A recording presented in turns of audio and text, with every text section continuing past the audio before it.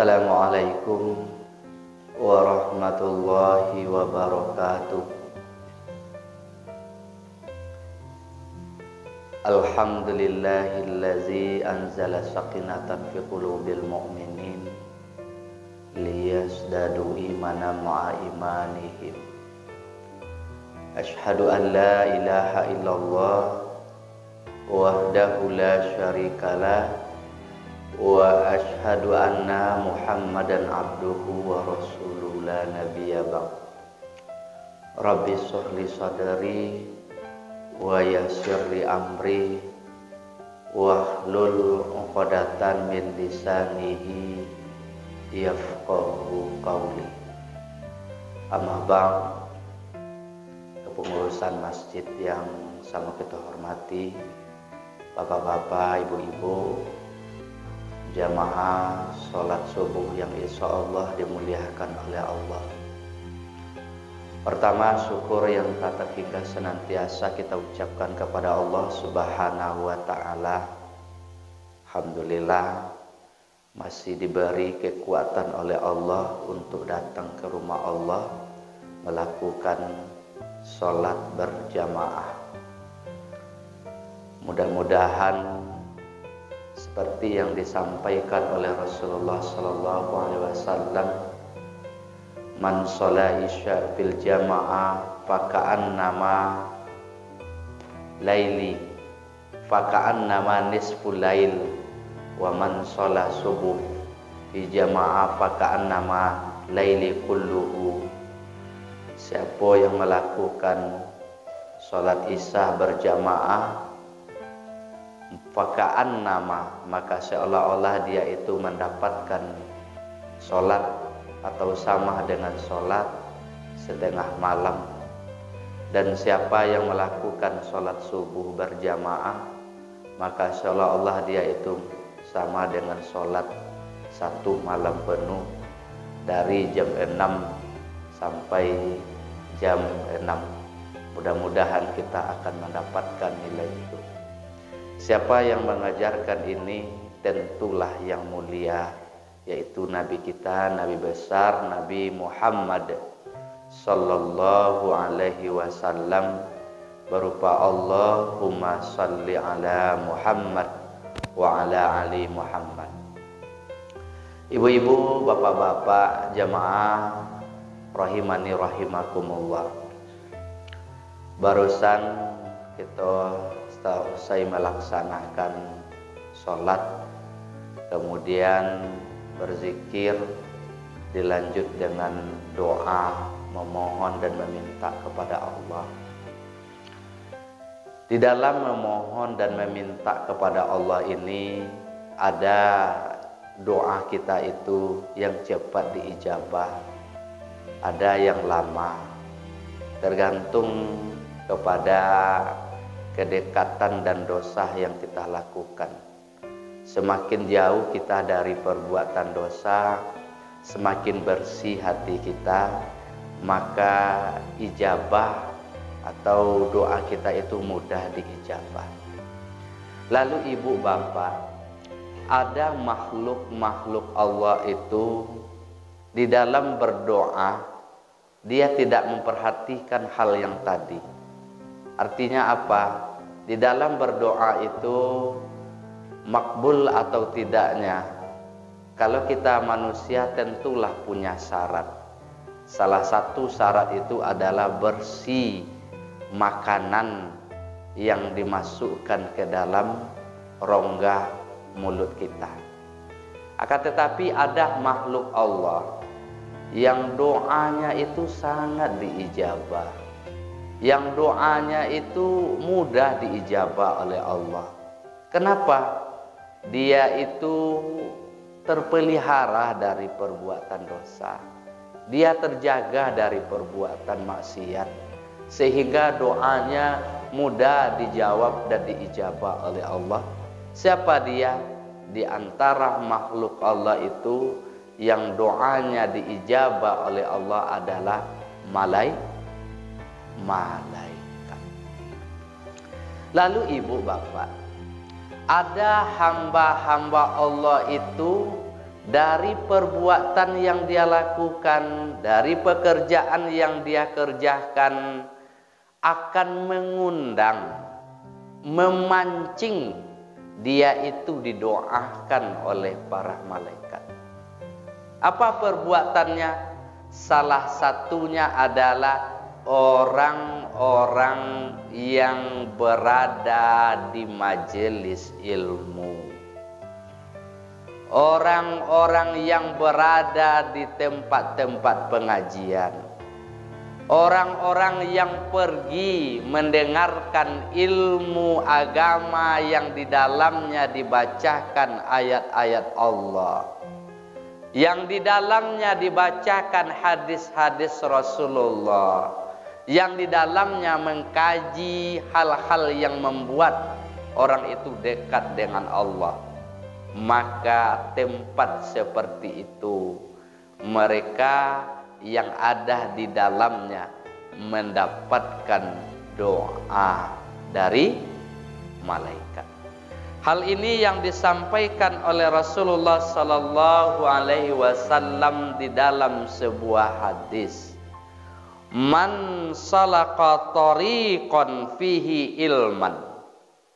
Siapa yang menempuh jalan yang pahit, tidak saja dia itu berada pada majelis ilmu, tetapi ketika dia berangkat dari rumahnya dengan niat thalabal ilmu, menuntut ilmu, mendengarkan ceramah, mendengarkan pengajian, mendengarkan butir-butir nasihat, salakallahu bihi tariqan ilal jannah, maka Allah akan mudahkan baginya jalan untuk menuju surga. Kenapa dimudahkan jalan untuk menuju surga? Karena perbuatannya itu menuntut ilmu. Kemudian disambung wa innal malaika, sesungguhnya malaikat-malaikat Allah itu la tad'a ajnihaha, menghamparkan sayapnya, meletakkan sayapnya, ridho li talabil ilmi, sebagai bentuk ridhonya, sebagai bentuk kasih sayangnya kepada orang-orang yang berada di majelis ilmu dan orang-orang yang berangkat untuk mendengarkan ceramah, mendengarkan tausiah. Kemudian hadis itu disambung oleh Rasulullah sallallahu alaihi wasallam, wa innal alim, sesungguhnya orang-orang yang berilmu, orang-orang yang mendengarkan ceramah, mendengarkan tausiah, mendengarkan butir-butir nasihat, yastaghfiruna man fis samawati wa ma fil ardi, dia itu dimohonkan ampun, malaikat memohonkan ampun kepada siapa? Kepada orang-orang atau makhluk-makhluk yang ada di atas langit. Tak hitung begitu ribu. Makhluk-makhluk Allah yang ada di atas langit memohonkan ampun kepada orang-orang yang berada pada majelis ilmu. Tidak saja makhluk, waman fil ardi, makhluk Allah yang ada di bumi, orang-orang soleh, orang-orang taat, banyak tak terhitung dah kita makhluk Allah yang ada di bumi. Makanya memintakan ampun kepada hamba-hamba Allah yang datang untuk mendengarkan, yang mau dia duduk mendengarkan ceramah, yang mau dia duduk sebentar mendengarkan tausiah, Yang mau dia duduk mendengarkan firman dan ayat-ayat Allah, didoakan oleh yang ada di langit dan ada di bumi. Tidak saja itu, wal khitanu fi jawfil ma. Makhluk-makhluk Allah yang ada di dasar lautan, tidak terhitung jumlahnya debu. Ikan-ikan yang ada di dalam lautan. Kenapa? Memohonkan ampun, memintakan ampun kepada hamba-hamba Allah yang mendengarkan, menuntut ilmu, yang mendengarkan ceramah. Ibu bapak, kalau kita lihatlah pemahaman para guru dan para ulama tentang kedudukan, keberadaan mendengarkan ceramah, mendengarkan pengajian dalam rangka thalabal ilmu, kebutuhan ilmu ini lebih diutamakan kelihatannya daripada makan dan minum. Kalau kita makan barangkali kita sehari, tergantung ibu, ada nanti go, ada nan ompe, ada nan bilo taroga aja makan lagi. Kamu ndak jagang makannya, tapi baata bilo takone aja. Tapi kebanyakan kalau ibu-ibu nan faktor U itu 2 kali biasa. Tapi ibu, kalau kebutuhan kita terhadap ilmu agama tidak saja 3 kali, 4 kali, 5 kali. Coba ibu, jago kita tadi subuh, sebelum subuh jam 3:30, jam 4. Kemudian setelah kita bangun, perlu ilmu enggak? Perlu. Yang kita baca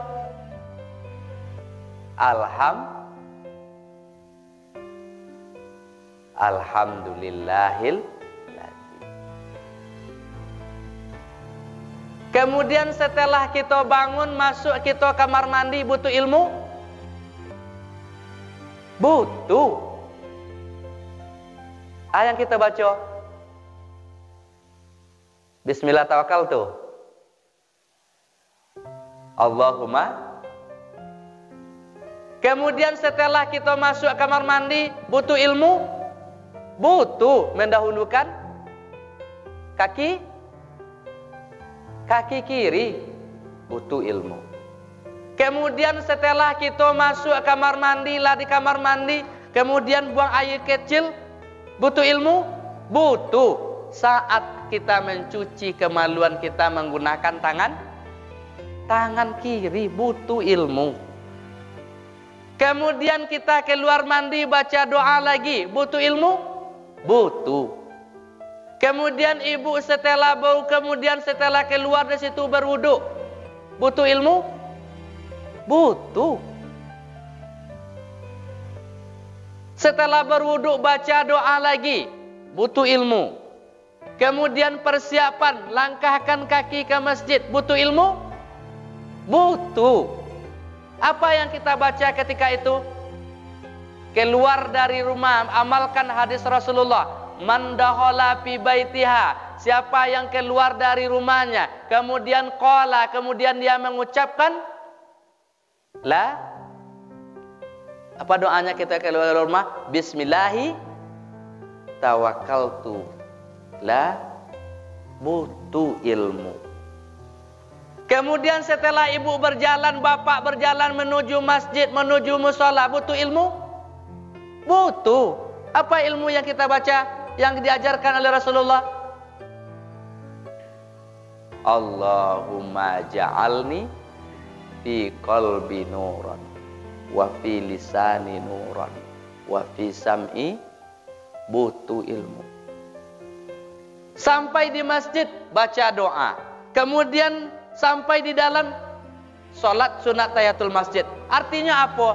kebutuhan ilmu itu bagi orang Islam kalau ingin berkah hidupnya, ingin mendapatkan setiap rangkaian waktu itu diisi dengan ibadah, maka butuh ilmu. Maka ulama KCN, kebutuhan ilmu itu bagi orang yang beriman lebih butuh daripada makan dan itu buktinya. Kalau makan jam 7 makan, kemudian jam berapa kita makan mekolai? Jam 2 boleh atau jam 1. Kemudian setelah itu apa lagi? Jam 6 atau jam 7 malam, rentang waktunya. Tetapi ilmu adalah setiap menit bahkan setiap detik kita butuhkan. Maka pantaslah kenapa malaikat mendoakan orang-orang yang berada pada majelis ilmu. Satu. Yang kedua, siapa yang akan mendapatkan doa dari malaikat itu? Yang sedang kita lakukan, satu, mendengarkan tausiah, mendengarkan ceramah. Yang kedua, ibu yang lakukan sebentar ini. Atau berinfak, bersedekah. Walaupun 1.000, walaupun 2.000, 3.000, 5.000, 10.000. Kita akan mendapatkan doa dari malaikat. Ma min yaumin yusbihul ibadu fihi. Tidaklah hari-hari di pagi hari. Artinya di mana di pagi hari itu yusbihu ibadu fihi, di mana para hamba Allah itu di pada waktu subuh, sebelum subuh, sesudah subuh, di mana ada malaikat yang ditugaskan oleh Allah apa? Meminta, memohonkan apa yang diminta. Allahumma aqti munfiqa khalafa. Ya Allah, tambahlah rizkinya orang-orang yang berinfak, orang-orang yang bersedekah.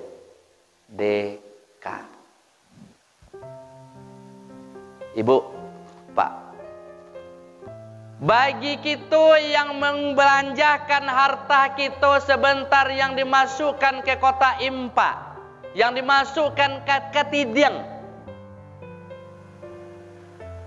dia mendapatkan doa dari malaikat. Dia akan diberkahi oleh Allah.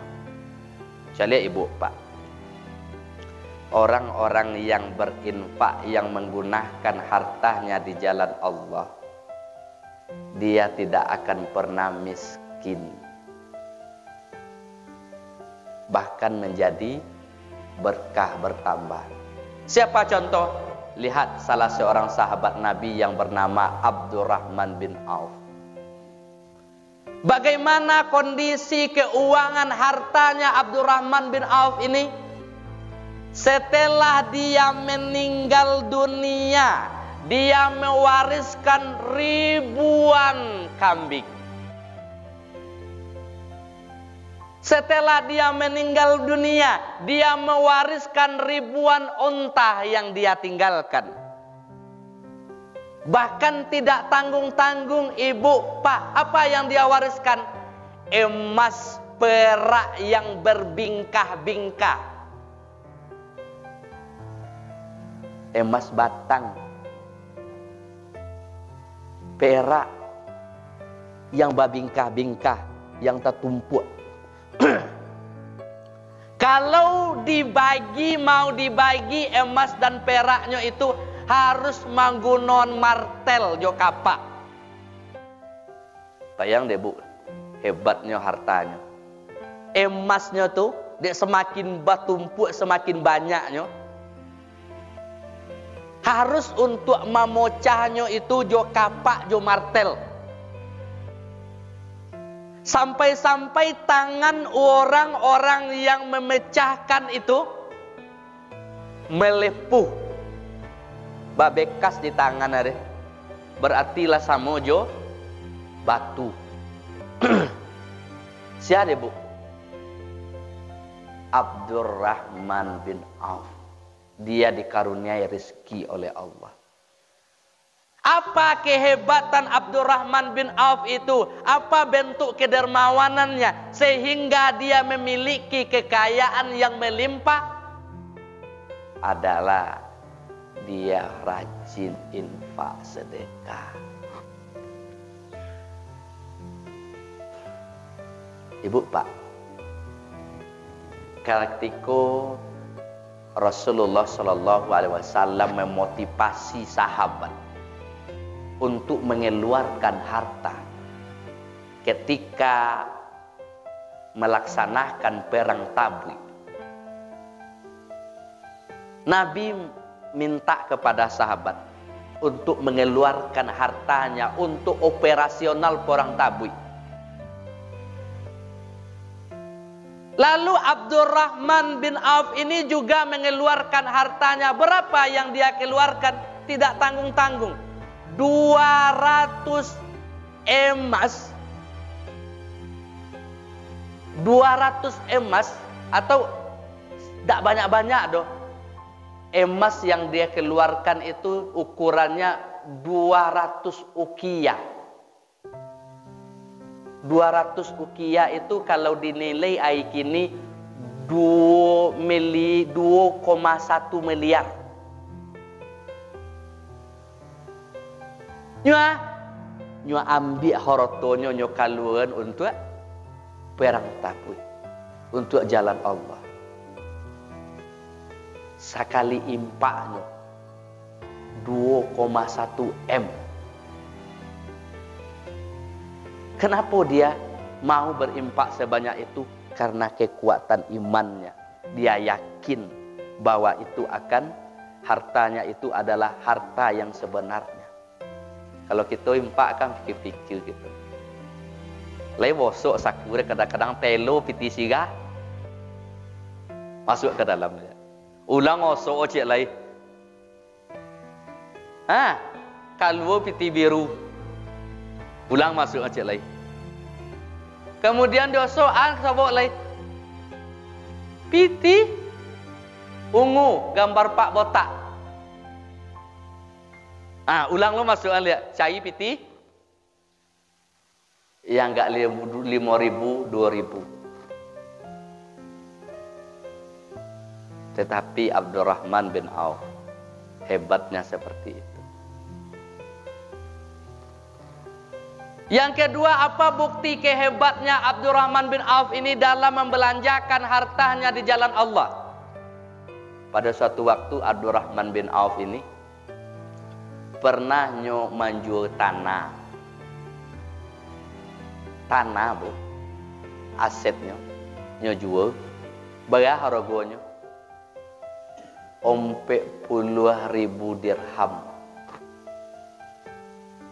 Lalu setelah tanahnya jual, kalau awak jual tanah bolehin ke tanah yang lain, ya kan? Jual tanah bolehin ke aset yang lain. Tetapi Abdurrahman bin Auf ini apa yang dia lakukan? Dia menjual tanah, kemudian hasil tanah itu dari jumlah 4.000 dirham itu kalau dipitin hari kini sebanyak 46 M nyogunon di jalan Allah. Aku lihat mode tuwane gambaran orang-orang soleh. Artinya apa? Dia mendapatkan doa dari malaikat.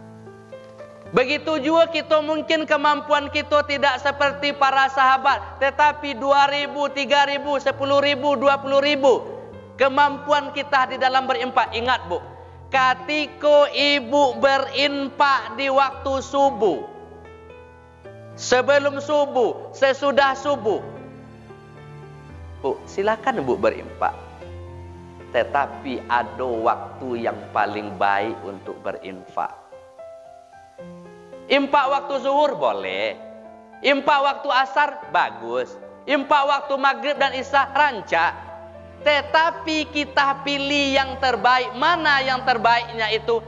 Infak sebelum subuh dan infak sesudah subuh.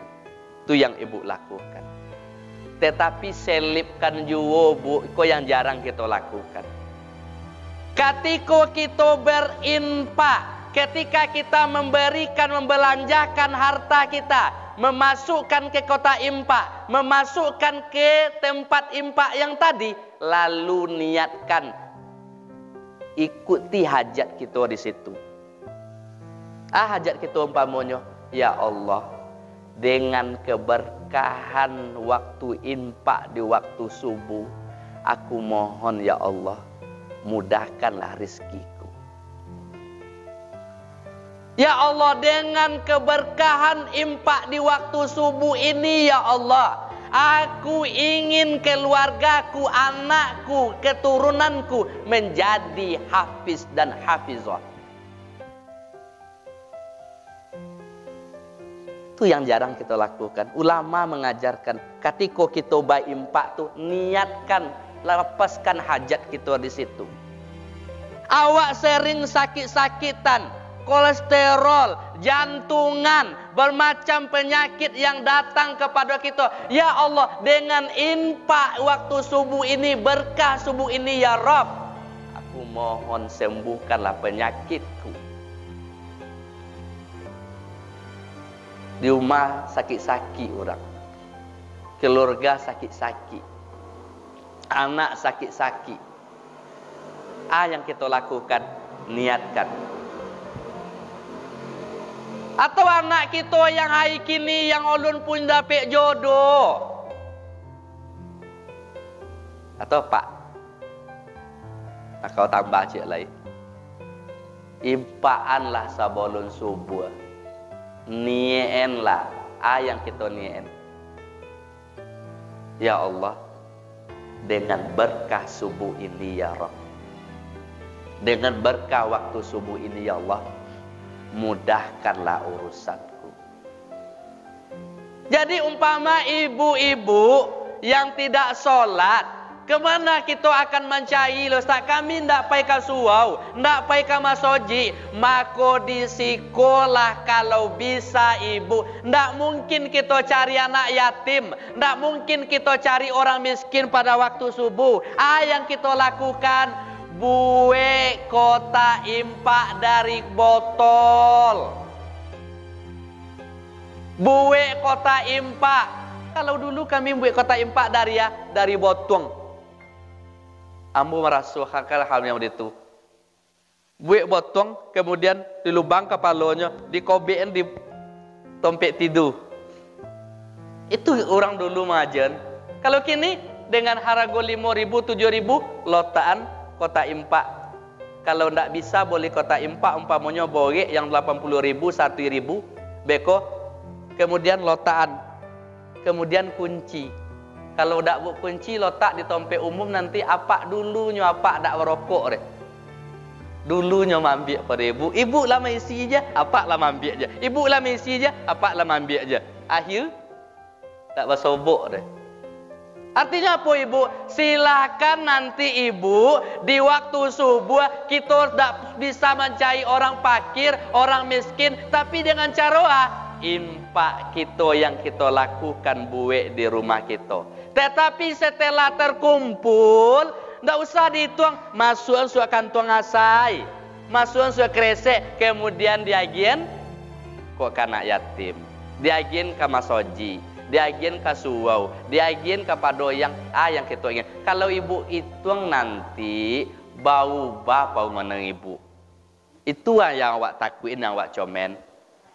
Lah banyak beko bau bapa ngonenya, mako dak jadi nyapa. Lampu nunggak lo, pulsa abi lo, anak nelpon lo, impak ado. Makonyo dari itu ibu Masukkan tuang asai, ndak usah dihitung impak awak. Kenapa? Pada saat itulah ibu melakukan hal-hal yang demikian, insya Allah dimudahkan oleh Allah rezeki kita. Jadi kesimpulan ceramah kita, ada dua boleh orang-orang yang didoakan oleh malaikat. Salah satu yang dari 12 itu yang kita sebutkan dalam kesempatan kali ini adalah satu, orang-orang yang berada pada majelis ilmu mendengar ceramah. Kenapa ibu? Setiap orang yang pergi niatnya mendengarkan ceramah, kemudian dia pulang, sampai dia pulang menurut ulama, dosa-dosanya itu sama jo ma'ampale kayu, mempale sesuatu yang kita empoleh, kemudian api berguguran. Satu, orang yang berada majelis ilmu. Yang kedua, siapa dia? Orang-orang yang berinfak di waktu yang terbaik. Kapan waktu yang terbaik itu? Waktu subuh atau sebelum subuh. Terima kasih. Assalamualaikum warahmatullahi wabarakatuh.